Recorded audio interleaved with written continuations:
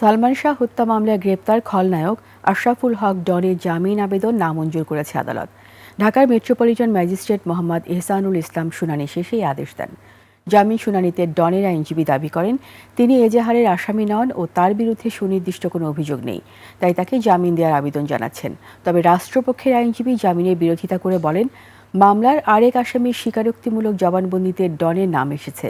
তদন্তের স্বার্থে তাকে কারাগারে রাখা প্রয়োজন বলেও যুক্তি দেন তিনি। উভয় পক্ষে শুনানি শেষে আদালত ডনের জামিন আবেদন নামঞ্জুর করেন।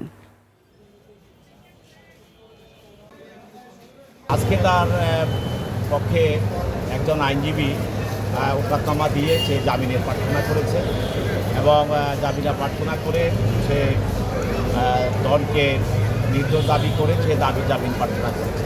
সাধারণত যখন জামিন প্রার্থনা করা হয় এই ধরনেরই বক্তব্য দিয়েই বলা হয়, কিন্তু কোনো ধরনের তথ্যগত বক্তব্য দিতে পারে নাই।